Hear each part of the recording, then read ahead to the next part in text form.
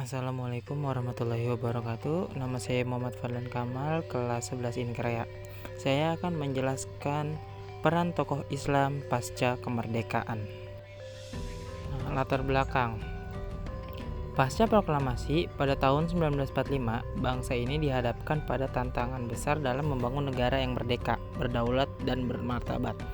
Tokoh-tokoh Islam tampil tidak hanya dikenal sebagai pemuka agama, tetapi juga sebagai pemikir, politisi, pendidik, dan pemimpin bangsa. Mereka memainkan peran penting dalam membentuk arah pembangunan nasional yang melandaskan nilai-nilai keislaman dan kebangsaan.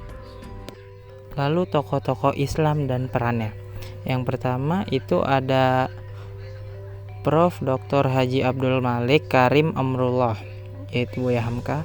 Sebagai ulama, sastrawan, dan intelektual muslim, Buya Hamka aktif dalam memperjuangkan politik melalui Masyumi. Ia juga menjadi Ketua Majelis Ulama Indonesia (MUI) pertama. Lewat karya-karya sastra dan tafsirnya, seperti Tafsir Al-Azhar, Hamka mendorong pencerahan Islam dan memperkuat pemikiran Islam moderat. Ia juga dikenal karena memperjuangkan melawan komunisme dan keberaniannya menyuarakan kebenaran, meskipun berakhir dengan pemenjaraan pada masa Orde Lama. Lalu yang kedua, Kiai Haji Abdurrahman Wahid atau Gus Dur. Sebagai Presiden keempat Indonesia dan tokoh besar Nahdlatul Ulama, Gus Dur mendorong pluralisme, demokrasi, dan hak asasi manusia. Ia membubarkan Departemen Penerangan dan Departemen Sosial, memperjuangkan hak-hak minoritas, dan memperkenalkan Tahun Baru Imlek sebagai hari libur nasional. Melalui gagasan Islam Nusantara, Gus Dur memperkuat citra Islam Indonesia yang toleran dan humanis. Pemikiran dan perjuangan kini diwariskan melalui gerakan Gus Durian.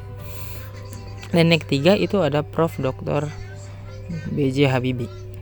Habibie merupakan Presiden ketiga Indonesia yang dikenal sebagai teknokrat muslim dan pemikir reformasi. Sebagai pendiri ICMI, Ikatan Cendekiawan Muslim Indonesia, ia membuka ruang baru bagi peran cendekiawan muslim dalam membangun nasional. Visi Habibie tentang teknologi dan riset seperti motor kemajuan menunjukkan integrasi antara keislaman dan kemodernan dalam membangun bangsa. Lalu kontribusi kolektif tokoh Islam. Ketiga tokoh ini menunjukkan bahwa peran umat Islam pasca kemerdekaan tidak terbatas pada aspek keagamaan semata, melainkan juga merambah dunia politik, kebudayaan, teknologi, dan pendidikan. Mereka menjadi jembatan antara nilai-nilai Islam dan membangun nasional. Hamka lewat dakwah dan literasi, Gus Dur lewat reformasi sosial politik, dan Habibie melalui kemajuan teknologi dan kebijakan ilmiah. Relevansi bagi generasi sekarang. Perjuangan tokoh-tokoh Islam ini menunjukkan pentingnya kontribusi umat Islam dalam menjaga keutuhan NKRI serta memperkuat nilai-nilai kebangsaan. Pemikiran mereka menjadi inspirasi bagi generasi muda untuk terlihat aktif dalam membangun bangsa tanpa meninggalkan identitas keislaman. Kesimpulan, tokoh-tokoh Islam pasca kemerdekaan memainkan peran kunci dalam membangun Indonesia sebagai negara yang demokratis, berdaulat, dan berlandaskan nilai-nilai luhur keislaman. Buya Hamka memberikan kontribusi dalam literasi keagamaan dan moral bangsa.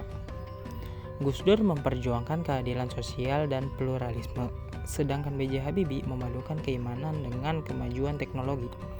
Keteladanan mereka membuktikan bahwa agama, intelektualitas, dan nasionalisme dapat berjalan berdampingan. Peran-peran ini penting untuk terus dilestarikan dan dijadikan inspirasi oleh generasi penerus dalam membangun masa depan Indonesia. Kurang lebihnya mohon maaf. Wassalamualaikum warahmatullahi wabarakatuh.